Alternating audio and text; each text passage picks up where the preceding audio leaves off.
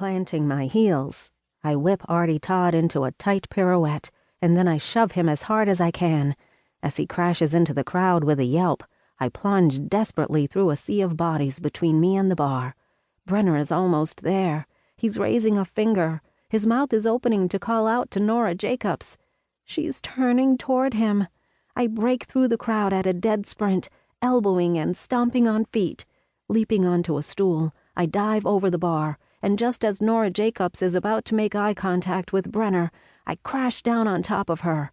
We hit the floor hard, and Nora cries out in anger. Good. That'll bring her entire harem of love slaves running for her life.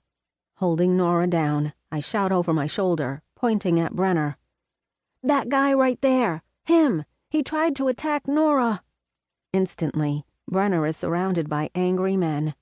Oliver Harrington uses sorcery to bind Brenner's arms, while Rook the werewolf and Parker the vampire lift him high over their heads.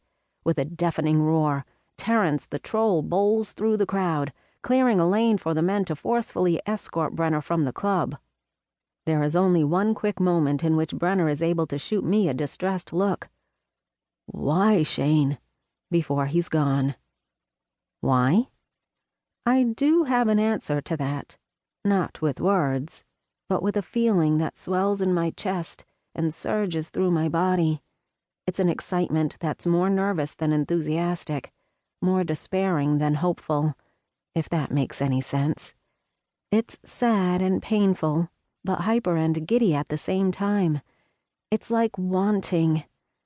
My thoughts are interrupted by the realization that fingers are wrapped around my arm. Nora Jacobs's fingers.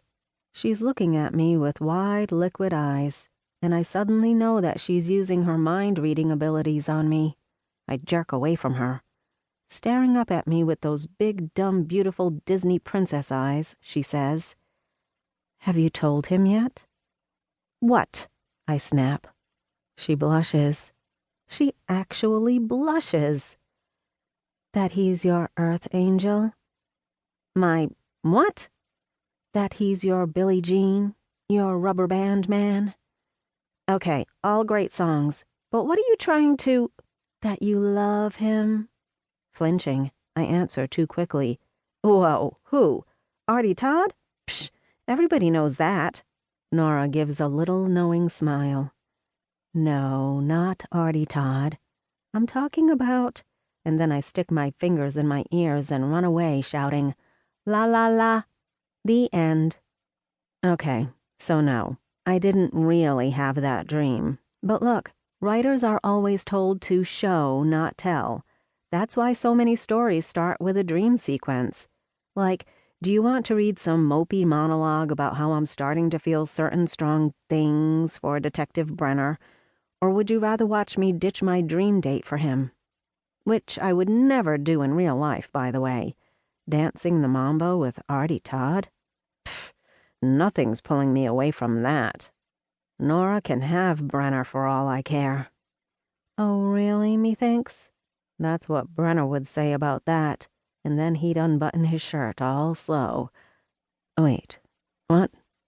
Shayne? His voice crackles from a wireless earbud in my right ear. It's the real Brenner, not the one stripping in my mind. "Shayne, you there?" Ben's voice joins in.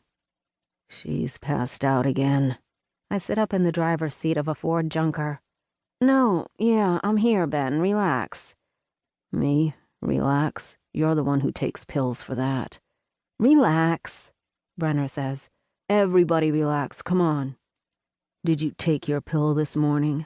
Ben persists. "Okay, Mom," I shout. Brenner sounds concerned.